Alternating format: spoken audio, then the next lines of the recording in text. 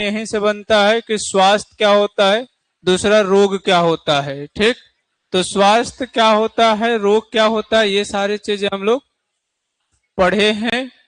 देखो, शांत हो जाओ, क्वेश्चन मिल जाएगा, बायोलॉजी खत्म होने से पहले तक मिल जाएगा। देखो, सबसे पहले यह है कि स्वास्थ्य, स्वास्थ्य का परिभाषा हमारा किसके द्वारा दिया गया था, WHO के द्वारा। तो सेम परिभाषा जो चैप्टर 4 में पढ़े थे वो जनन से संबंधित था, और ये केवल शारीरिक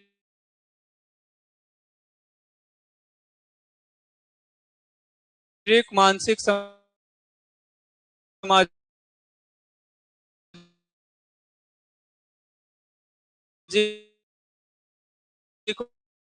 और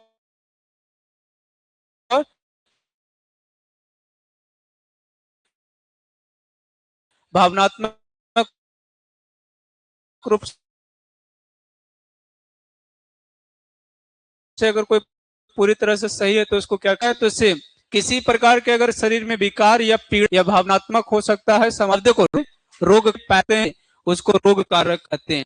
रोग कारक हो कौन कौन सकता है, तो बैक्टीरिया, वायरस, प्लेटीहेल्मिन्थेस, प्रोटोजोआ, ये सारे हमारे क्या होंगे, रोग कारक होते हैं। ठीक, इसके बाद हम लोग पढ़े थे कि रोग दो प्रकार के, सॉरी, स्वास्थ्य को प्रभावित हमारा 3 कारक है जो कर सकता है।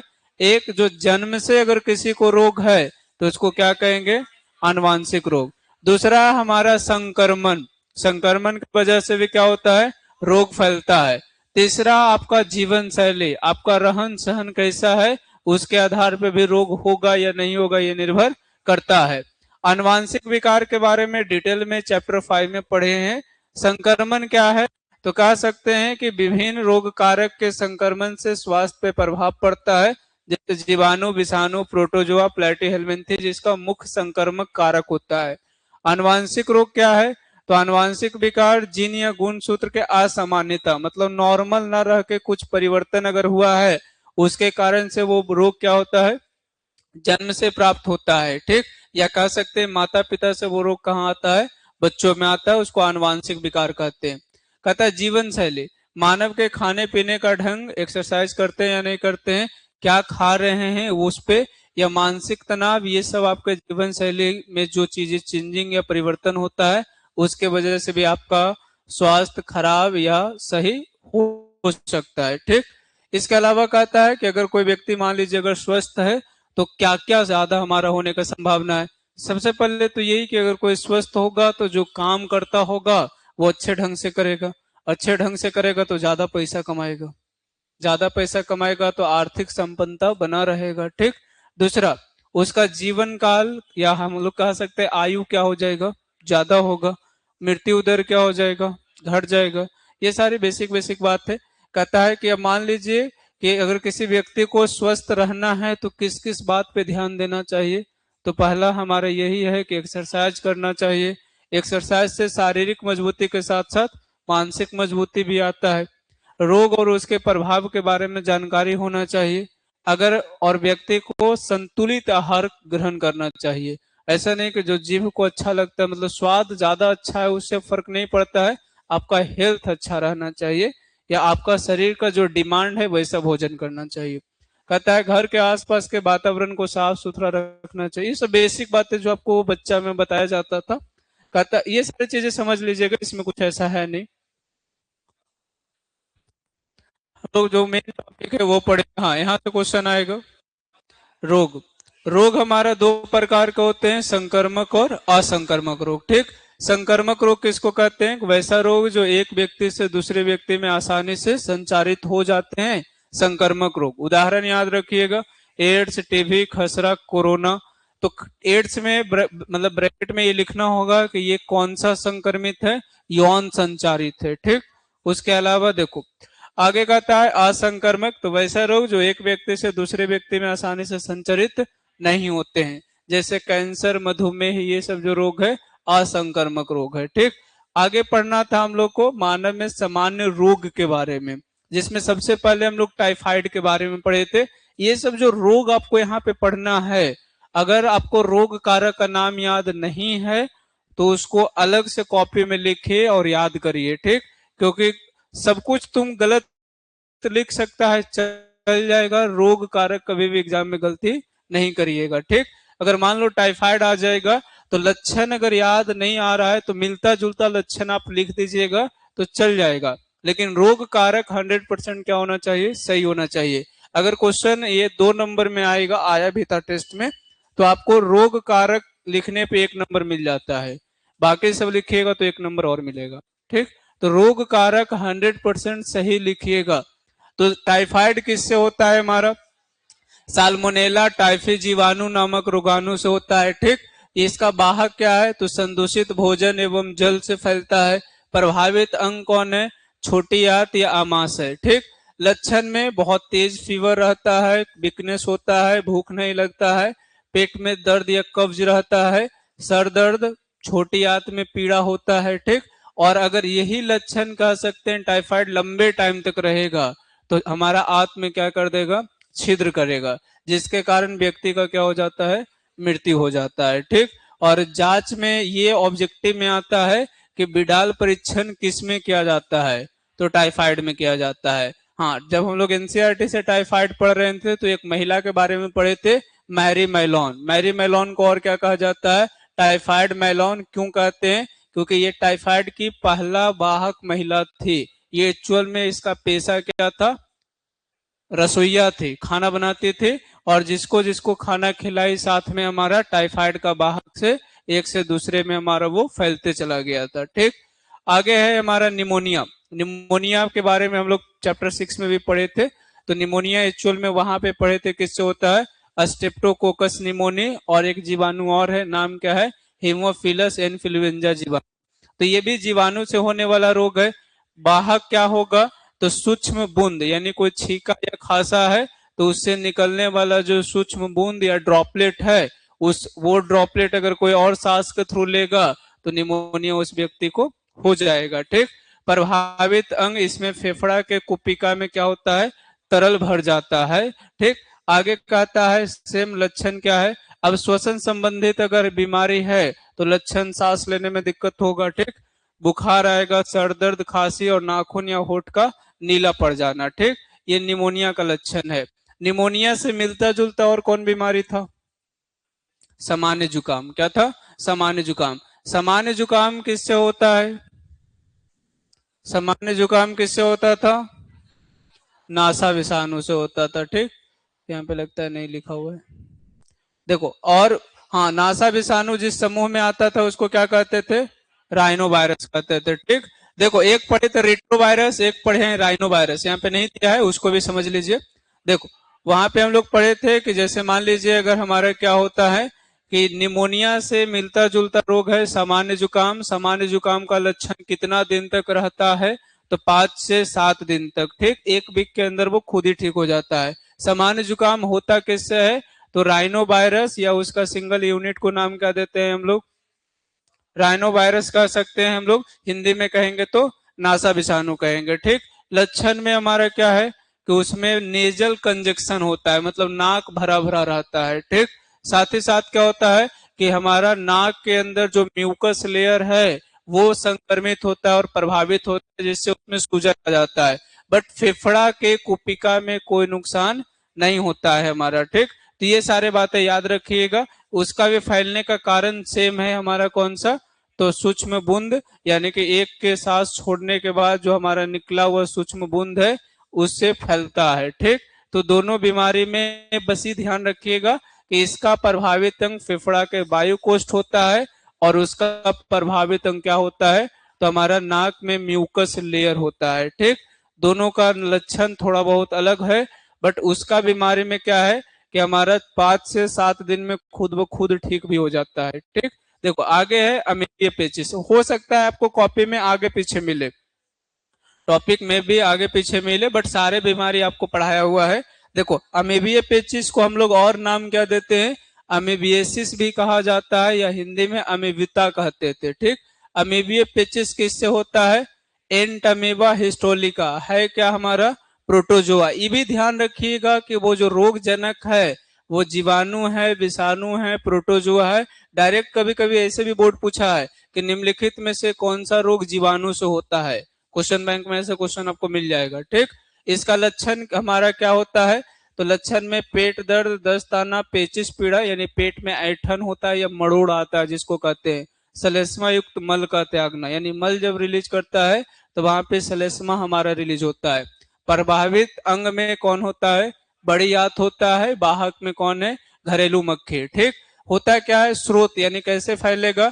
तो घरेलू मक्खी मान लीजिए किसी मल मूत्र पे बैठा है, उसके बाद वो भोजन पे बैठ गया या जल पे बैठा, वो भोजन अगर कोई ग्रहण कर लेगा और उसके साथ में अगर एंट अमीबा हिस्टोलिका आ जाएगा तो बीमारी होगा। ठीक, बचाव का क्या है? तो सीधा कि जैसे जल है या भोजन है उसको प्रदूषित भोजन संदूषित भोजन या जल का सेवन नहीं करना चाहिए और भोजन या जल को ढक करके रखना चाहिए। ठीक, तो ये इसका और साफ सफाई का ध्यान रखना चाहिए। सीधा सा है, बचाव में हमारे ये सारी चीजें हैं। एस्केरिस या इसी को एस्केरियस्ता कहते हैं। ठीक, एस्केरिस में ना गांव घर में नॉर्मल आप इसको सुने होंगे कि पेट में कीड़ा हो गया है। बच्चा सबको छोटे छोटे देखे होंगे, सफेद सफेद उसके पेट से कीड़ा निकलता है। ठीक, तो ये यही बीमारी है। ठीक, एस्केरिस होता किससे है हमारा? तो एस्केरेसी कृमि से होता है। ठीक, ये भी फैलता कैसे है? तो संक्रमित प्रदूषित भोजन या जल में उपस्थित निषेचित इसका अंडा से। ठीक, कहता है प्रभावित अंग में छोटा आंत या उसका आंत में पाए जाने वाला जो सलेस्मा झिल्ली है वो होता है। सेम लक्षण क्या है? पेट दर्द, सर दर्द, वोमिटिंग आता है, चिड़चिड़ापन, आंत में जलन होता है। बचाव का सेम उपाय है, पानी को पीजिए तो उबाल करके पीजिए और छान के पीजिए। ठीक, आगे कहता है फाइलेरिया। फाइलेरिया को और किस नाम से जानते हैं? हाथी पाप कहिए या फाइलेरेसिस कहिए। रोग कारक याद रखिए किससे होता है? बुचरेरिया ब्रैंकोफटाई या बुचरेरिया मलाई से होता है। ठीक, इसका वाहक कौन है? मादा मच्छर। मादा मच्छर में कौन सा मच्छर? कोई भी, मादा एनोफिलिस भी हो सकता है, मादा एडिस भी हो सकता है, कोई भी मच्छर हो सकता है। ठीक, लेकिन वो होगी कैसा? मादा। ठीक, प्रभावित अंग हाथ या पैर के जो लसिका वाहिनी है वो स्वेल कर जाता है। पैर का फूल जाना या हाथ का भी फूल जाना इसका लक्षण है। बचाव में अपने आसपास साफ सफाई रखिए और मच्छर से बचाव करिए। सीधा सा उपाय मच्छरदानी लगा के सोने का बात कर रहा है ये, है ना, एकदम सस्ता में। ठीक, इसके अलावा गुड नाइट वगैरह जो जला के सोते हैं तो उसका नुकसान है क्योंकि उसका केमिकल से और दूसरा बीमारी हो जाएगा। मच्छरदानी लगा लेने के बाद कोई बीमारी नहीं होगा। ठीक, तो मच्छर से बचाव करने का बात कर रहा है। और ये ऐसा बीमारी है कि एक बार अगर आपको हो गया तो जीवन भर साथ रहेगा। एक बार पैर अगर फूल गया तो वो कभी ठीक नहीं होता है। तो इसीलिए कभी देखे होंगे किन्हीं को गांव घर में हो जाता है तो हमेशा उसका पैर हाथी के मोटा जैसा पैर रहता है। इसलिए बीमारी का नाम क्या है? हाथी पाप। तो ये सब बीमारी से इंसान को एकदम बिल्कुल बच के ही रहना है। मान लो गलती से हो जाएगा तो तुम क्या कर लोगे? शुरू में अगर पता चल जाएगा तो बचाव है, बट अगर कंप्लीट हो जाने के बाद इसका कोई बचाव नहीं है। ठीक, तो इससे अच्छा है कि बच के ही रहे। देखो आगे कहता है रिंग वॉर्म दाद। रिंग वॉर्म किससे होता है? कवक से। डायरेक्ट बोर्ड में इतना नाम तो नहीं पूछा है, डायरेक्ट पूछा है कि रिंग वॉर्म किससे होता है? कवक। या इंग्लिश में इसी को क्या कहेगा? फंजाई या फंगस लिखेगा। ठीक, कवक में भी किससे होता है? तो कहता है माइक्रोस्पोरम, ट्राइकोफाइटोन, एपिडर्मोफाइटोन, ये सब कवक का वंश है जिससे हमको दाद रोग होता है। दाद रोग में प्रभावित अंग कौन है? त्वचा। जहां पे दाद रोग हो जाता है देखे होंगे वहां पे सर्कल सर्कल बन जाता है, छोटे छोटे बूंद बूंद जैसा संरचना होता है, बहुत इचिंग होता है, सूखा सूखा फील होता है। ठीक, तो यहाँ पे वही लिखा है। कारण क्या है? तो मिट्टी वगैरह से भी वो कवक हम लोग को आ जाता है, या किसी रोग किसी को हो रखा है उसके साथ रहिएगा, उसके कांटेक्ट में स्किन आएगा तो हमारा बीमारी हो जाएगा। ठीक, बचाव का बात करेगा हमारा, तो इसका बचाव कैसे करेंगे? तो किसी व्यक्ति को अगर ये बीमारी हो रखा है तो उसके द्वारा प्रयोग किया गया कोई वस्तु का प्रयोग नहीं करना चाहिए। ठीक, देखो इसके आगे कहता है मलेरिया। मलेरिया 5 नंबर में भी आता है, 2 नंबर में भी आता है। अगर 2 नंबर में आएगा तो पहले क्या लिखिएगा? मलेरिया किससे होता है? तो प्लाज्मोडियम प्रोटोजोआ से होता है। ठीक, प्लाज्मोडियम प्रोटोजोआ का 4 प्रजाति है जिससे मलेरिया होता है। कौन कौन है? प्लाज्मोडियम बाइवैक्स, प्लाज्मोडियम मलेरियाe, plasmodium falciparum, plasmodium ovale. NCERT में 3 ही लिखा है। प्लाज्मोडियम फैल्सिपेरम से सबसे घातक मलेरिया होता है जिसका नाम क्या है? Malignant malaria. ठीक, उसके अलावा देखो, अगर 2 नंबर में क्वेश्चन मलेरिया आएगा तो तुम यहां से यहां नहीं भी लिख सकता है इसको, ठीक। लास्ट में केवल इस पॉइंट को आप चर्चा कर सकते हैं। लेकिन हाँ, उसके बाद वाहक का नाम लिखिएगा। वाहक में कौन है? मादा एनोफ्लिज मच्छर है। प्रभावित अंग कौन है? लीवर है और आरबीसी है, ठीक। लक्षण जरूर लिखिएगा। लक्षण में क्या है कि ठंडा लगता है, 3 से 4 दिन के अंतराल में तेज बुखार आता है, उसके बाद सर दर्द होता है। तो लक्षण कॉमन है, बट इसमें 3 से 4 दिन के अंतराल में फीवर आता है, ठीक। भूख नहीं लगेगा, ये सारे लक्षण फिर हमको देखने को मिलता है। अब सीधा सा है, भूख नहीं लगेगा तो वीकनेस भी होगा।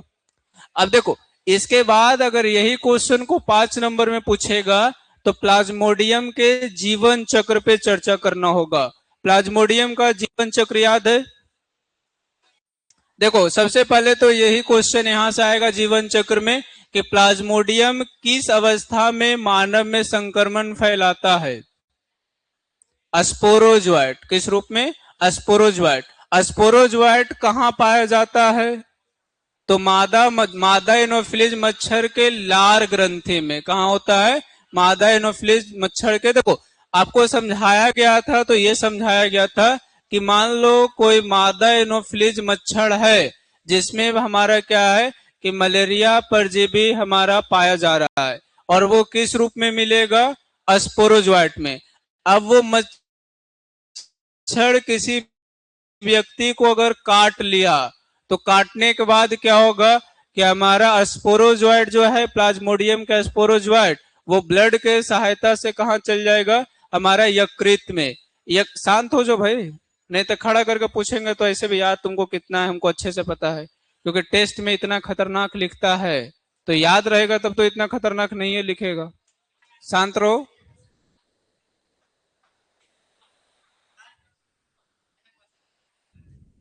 इतना ही करना है, इसमें तो बहुत कुछ तुमसे बन जाएगा। इसमें हम तुमको ओवरऑल दे दिए, इससे ज्यादा कभी नहीं आएगा। इसमें से तुम ये देख लो कि तुम्हारे कॉपी में कितना है जिससे तुम बना सकता है। बाकी जो नहीं बनेगा उसको हम क्लास में करा देंगे।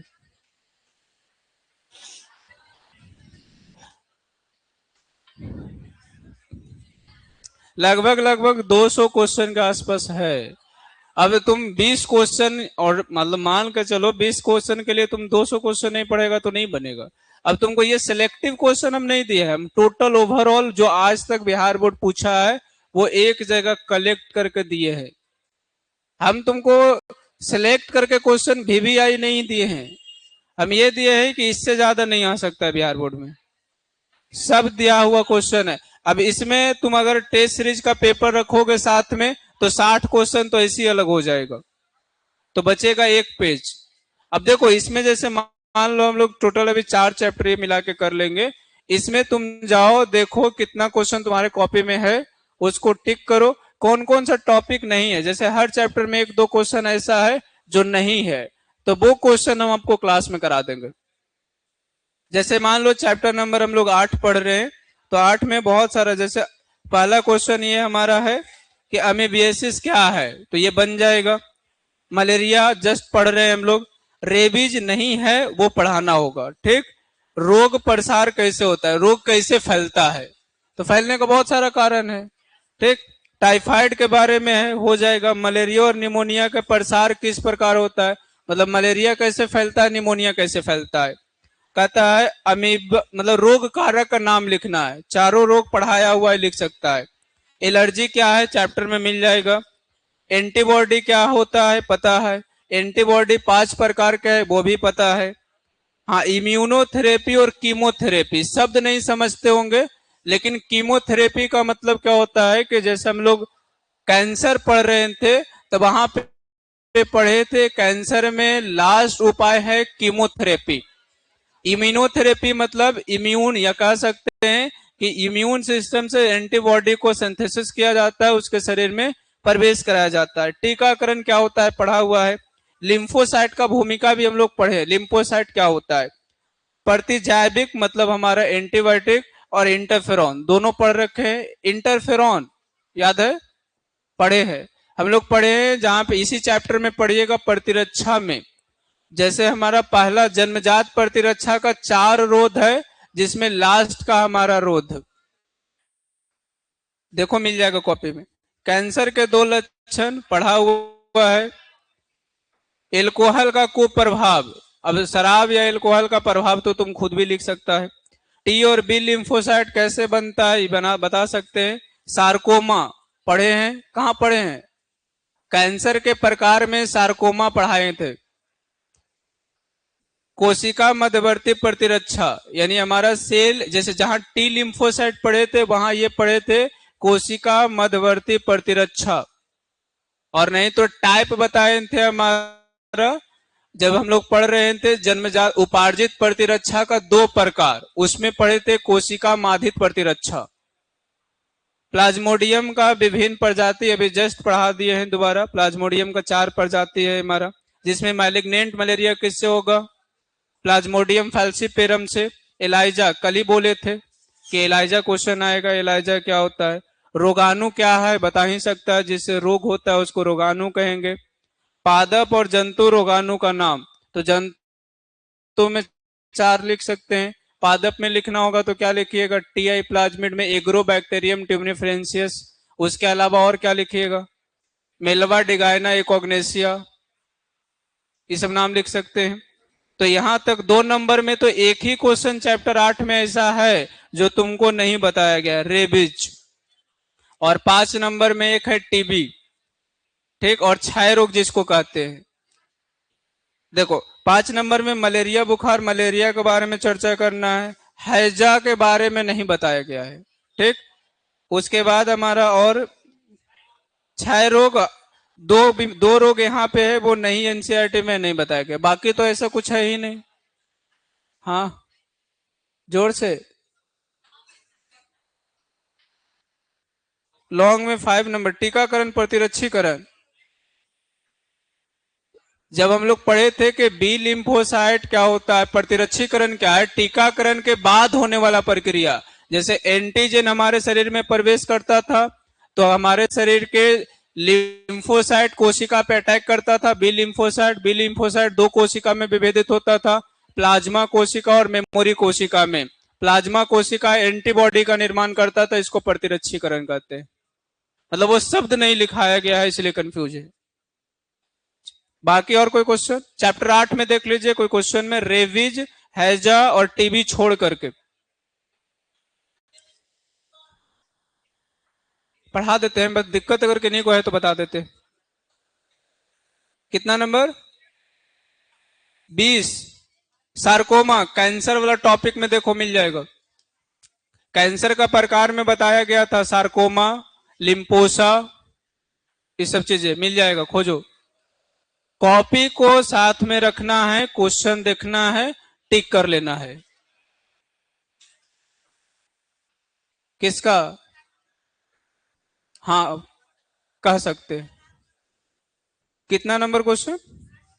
प्राथमिक प्रतिरक्षा पे हमारा संक्षिप्त टिप्पणी लिखिए। प्राथमिक प्रतिरक्षा मतलब जो हमारा जन्मजात प्रतिरक्षा। बाकी क्वेश्चन पढ़ो। देखो क्वेश्चन इतना दिया गया लॉन्ग का, वो बोल दिए टीबी जिसको क्षय रोग कहते हैं, हैजा और रेबीज, इसके अलावा पूछो।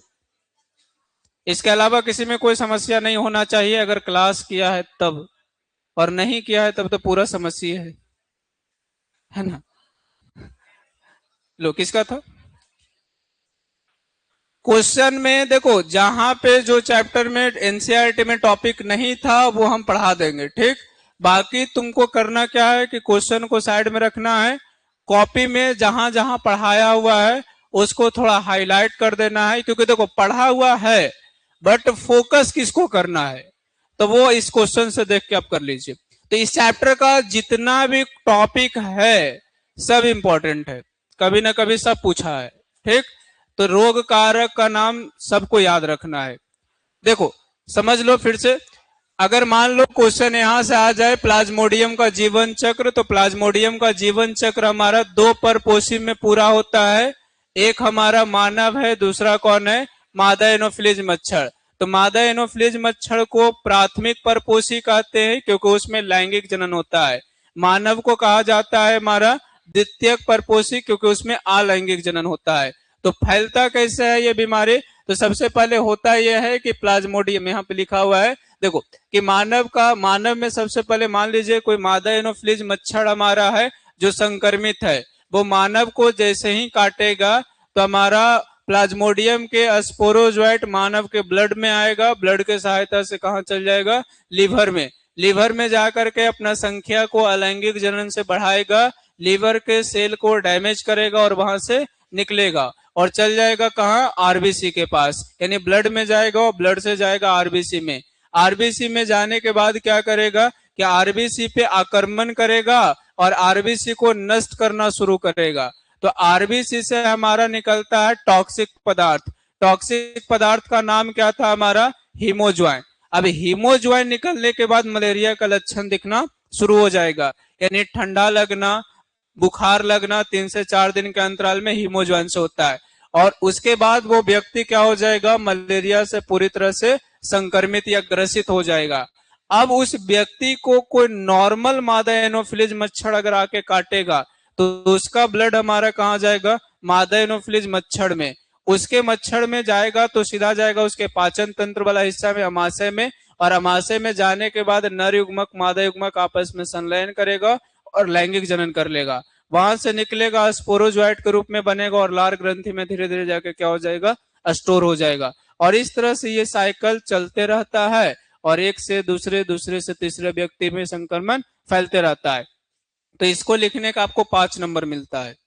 पहले 2 नंबर मलेरिया के बारे में लिखिए कि मलेरिया किससे हुआ, उसका वाहक कौन है, प्रभावित अंग कौन है, लक्षण क्या होता है। फिर प्लाज्मोडियम का जीवन चक्र पे चर्चा करिए कि कैसे वो फैलता है। ठीक, देखो आगे है हमारा संक्रमक रोगों से बचाव या नियंत्रण कैसे करेंगे। तो जिससे संक्रमण होता है, जैसे व्यक्तिगत स्वच्छता, मतलब खुद का साफ सफाई रखिए। दूसरा जन स्वच्छता। जन स्वच्छता का मतलब क्या है कि जहाँ पे बहुत सारा जनसंख्या एक साथ भोजन या पानी का सेवन कर रहा है, उसको भी साफ सफाई रखना चाहिए। उसके आगे है हमारा कि रोग वाहक को नियंत्रित करके, जैसे मच्छर को फैलने नहीं दीजिए, कीट को फैलने नहीं दीजिए, तो यानी वो सबको भी नियंत्रित रख सकते हैं हम लोग। ठीक, टीकाकरण, अगर कोई बीमारी हो जाएगा उससे पहले आप टीकाकरण करवा कर रखिए ताकि वो बीमारी ना हो। ठीक, तो इस तरह से अपने आप को क्या कर सकते हैं? बचाव कर सकते हैं। ये चैप्टर पढ़ा रहे थे ना, तो एक टीका का नाम बताए थे हमारा, और जिसको कहते थे ट्रिपल एंटीजन टीका, याद है? नाम क्या था? हाँ बोलो फिर से। डीपीटी या बीपीटी? हाँ, उसका पूरा नाम टेटनस। टेटनस था या नहीं? और डिप्थेरिया और निमोनिया, तीनों बीमारी के लिए सेम टीका है। कौन सा? डीपीटी। उसको कहा जाता है ट्रिपल एंटीजन टीका। क्वेश्चन बैंक पढ़िएगा, आपको मिल जाएगा, 2-3 बार पूछा हुआ है कि ट्रिपल एंटीजन टीका का नाम क्या है? डीपीटी। ये आपको लिखाए नहीं थे, बताए थे, और मैं भी लिखे हो तो ठीक है, नहीं लिखे हो तो कहीं पे लिख लीजिएगा। डीपीटी मतलब हमारा उसको 3 एंटीजन मिलाकर के उस टीका को बनाया गया है, ट्रिपल एंटीजन टीका नाम दिया जाता है। 3 बीमारी, डिप्थेरिया, उसके बाद निमोनिया और टेटनस, तीनों के लिए उपयोग किया जाता है। अब देखो आगे पढ़ना है इम्यून सिस्टम यानी इम्यूनिटी क्या होता है। तो इम्यूनिटी यानी प्रतिरक्षा किसको कहेंगे? तो कोई भी अगर आपको उपार्जित रोग होने वाला है उससे जो बचाव कर देता है उसी को क्या कहते हैं? प्रतिरक्षा। यानी जंतुओं में उपार्जित रोगों से सुरक्षा के लिए जो प्रणाली हमारे शरीर में होता है उसको कहा जाता है प्रतिरक्षा प्रणाली, और उस गुण को क्या कहते हैं? प्रतिरक्षा। प्रतिरक्षा में जितना भी अंग साथ में काम करता है सबको मिला के क्या कहते हैं? प्रतिरक्षा तंत्र कहा जाता है।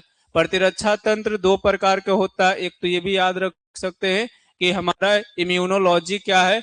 तो हमारा बायोलॉजी को वो शाखा जिसमें प्रतिरक्षीय प्रक्रिया के बारे में स्टडी किया जाता है इम्यूनोलॉजी कहते हैं। इम्यूनोलॉजी के फादर किनको कहा जाता है? वॉन बेरिंग को कहते हैं। इम्यूनोलॉजी। इसके बाद प्रतिरक्षा 2 प्रकार के हैं, सहज प्रतिरक्षा, या इसी को इंग्लिश को हिंदी में लिखेगा इनेट इम्यूनिटी। दूसरा है उपार्जित प्रतिरक्षा, जो जन्म से आता है उसको जन्मजात या सहज प्रतिरक्षा कहते हैं। जो जन्म के बाद हमारा विकसित होता है उसको उपार्जित। इसमें से विशिष्ट प्रतिरक्षा किसको मानते हैं? क्वेश्चन ऐसे भी आता है कि विशिष्ट प्रतिरक्षा किसको कहते हैं, सहज या उपार्जित? उपार्जित को। क्यों?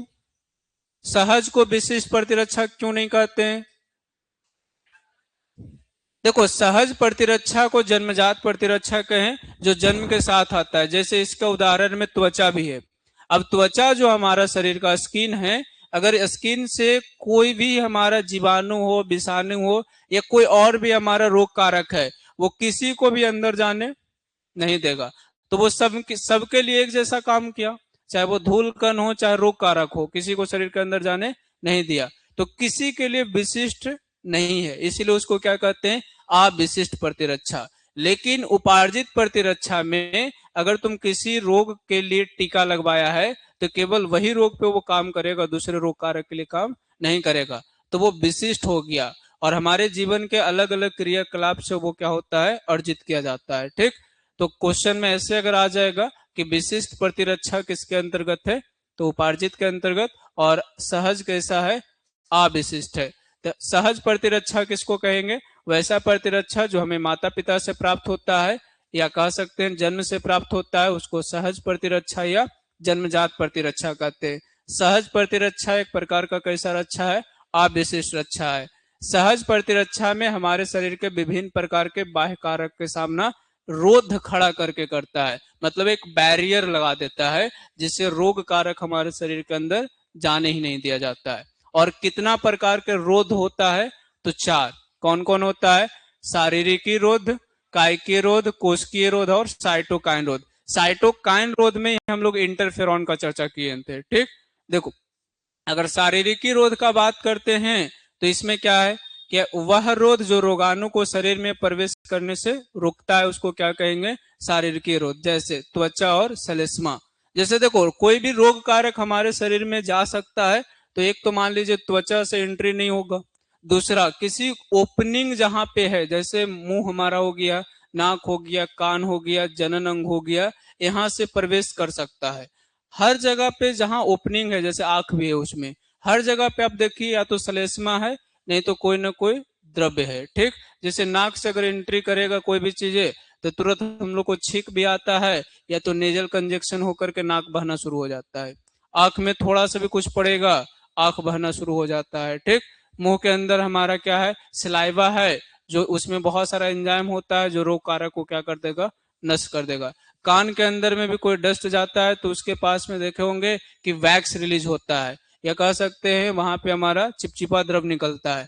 तो हमारा वो सब एंट्री होने से क्या कर देता है, रोक देता है। तो उसी को कहते हैं शारीरिकी रोध। ठीक, अब यहाँ पे हमारा क्या है, देखो कायिकीय रोध या फिजियोलॉजिकल बैरियर में क्या है कि अगर एंट्री कर गया, जैसे आंख के अंदर कोई एंट्री किया, तुरंत आंसू निकलना शुरू हो जाता है, तो इसके अंतर्गत हमारा अमाशय में HCl हो जाएगा, मुंह में हमारा सलाइवा हो जाएगा, आंख का आंसू हो जाएगा। ये सब हमारा रोग कारक या कह सकते हैं रोगाणु को वृद्धि करने से रोकता है।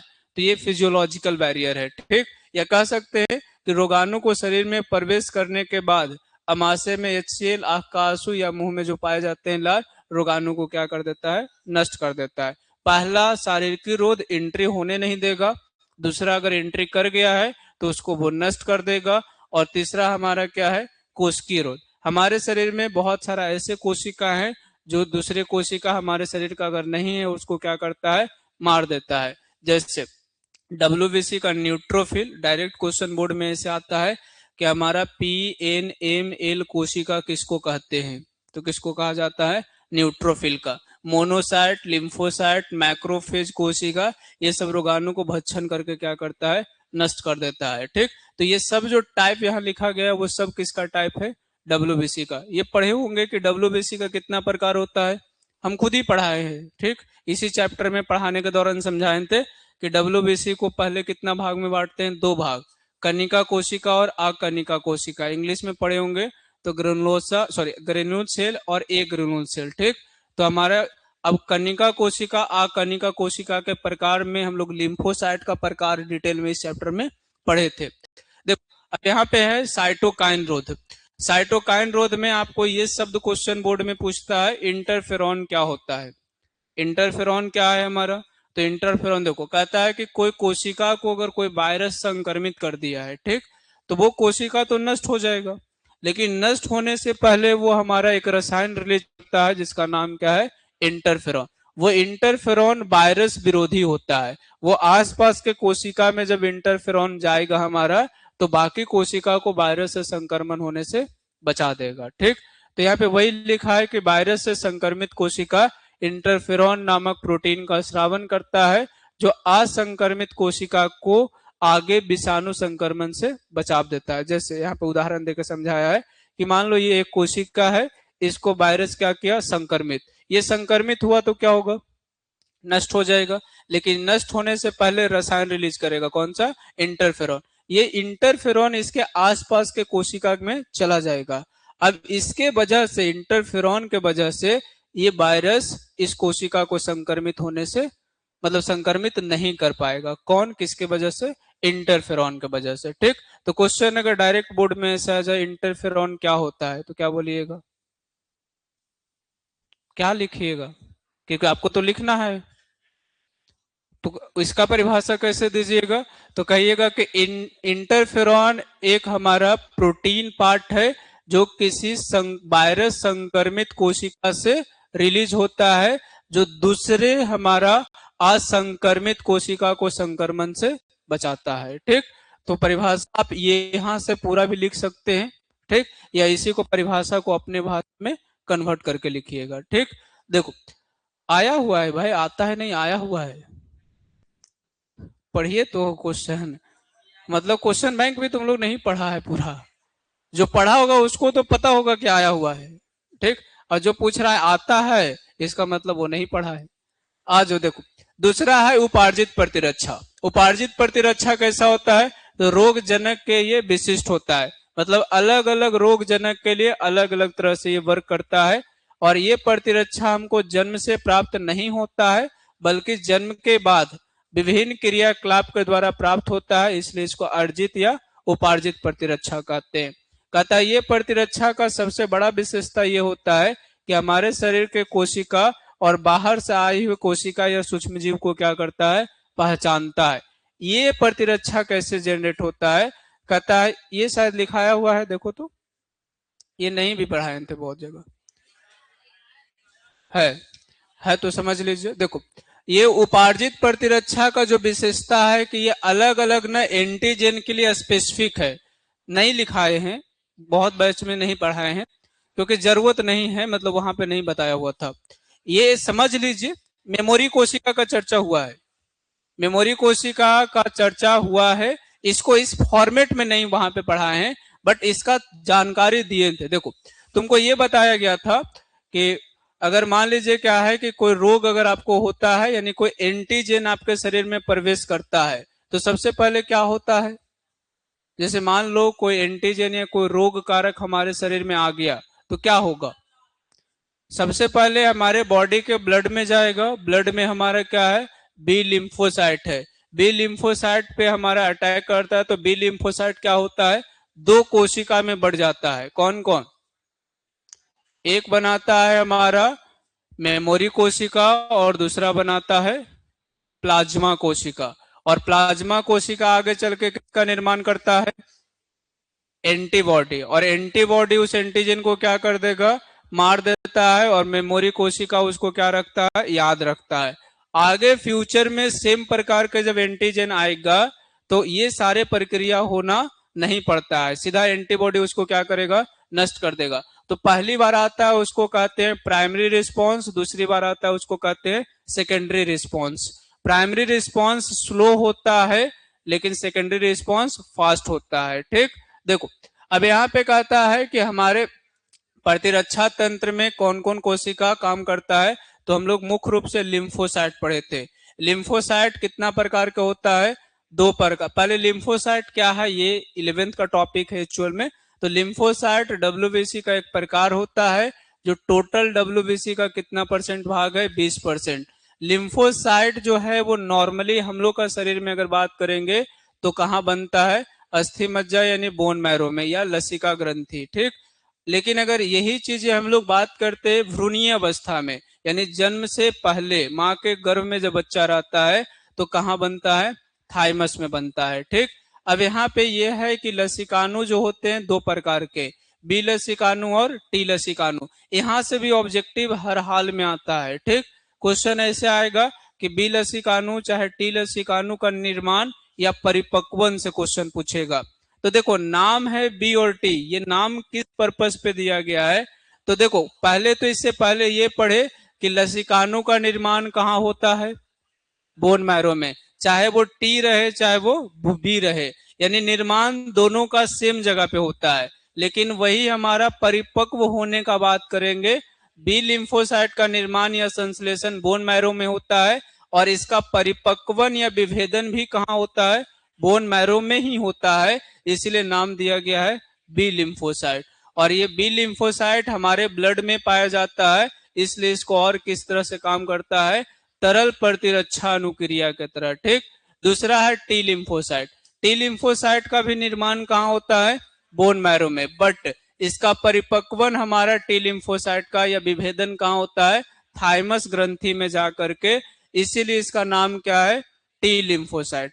तो इसका निर्माण दोनों एक ही जगह होता है बट परिपक्व क्या है, अलग अलग जगह पे।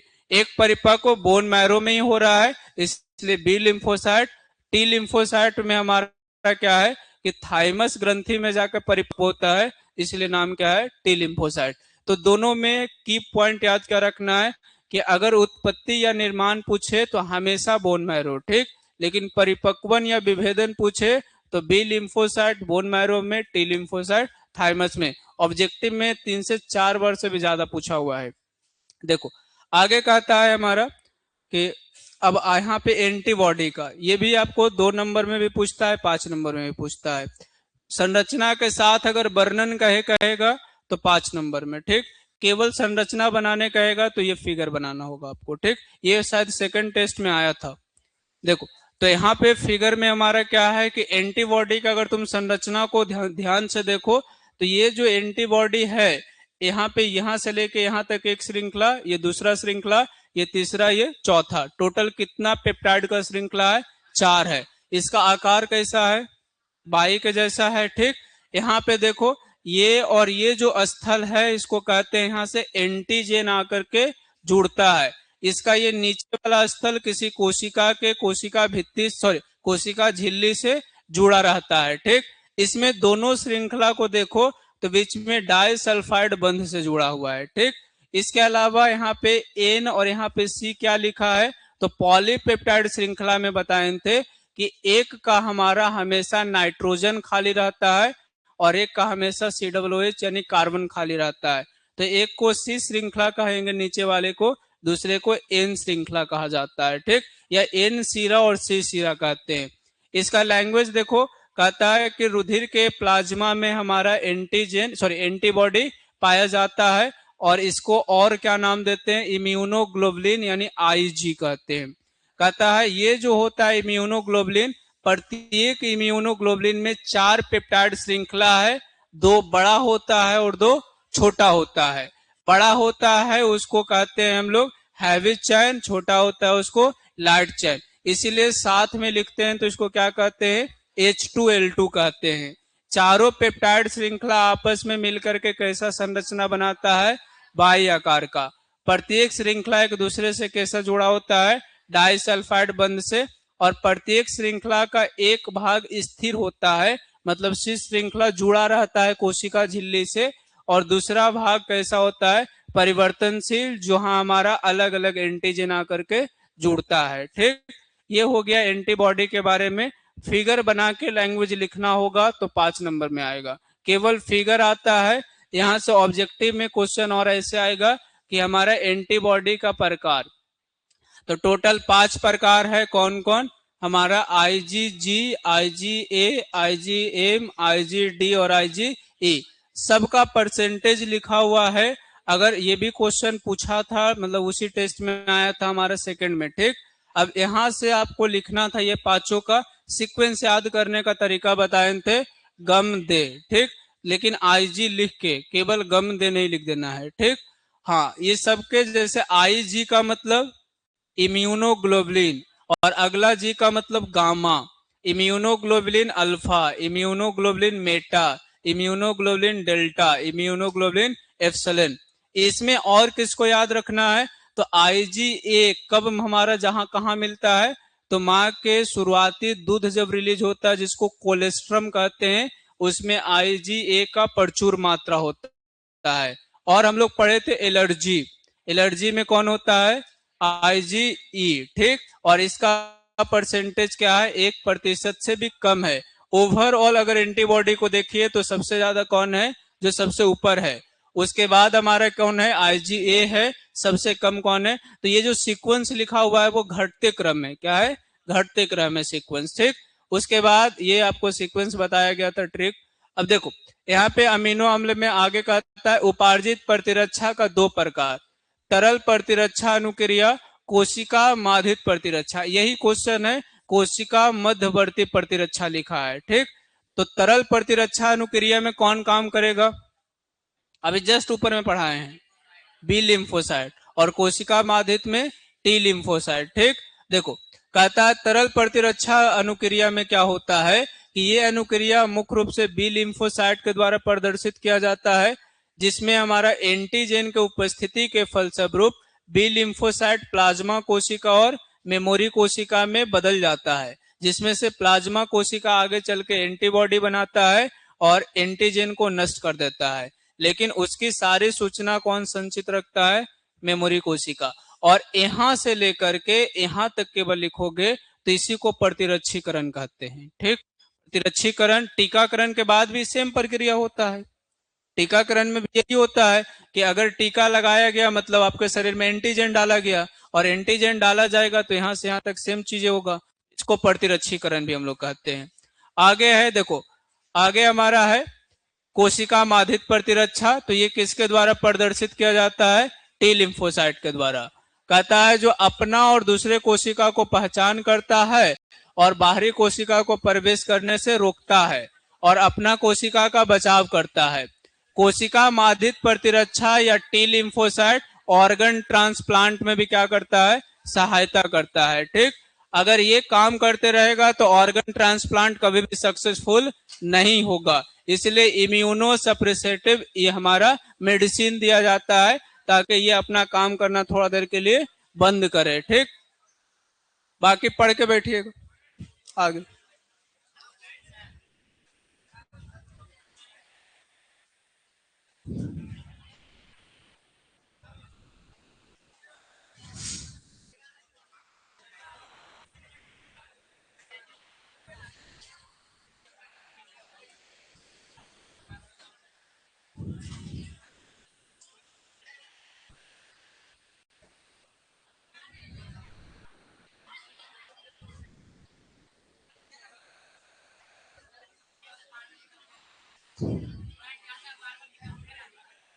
साइड में बैठा हो।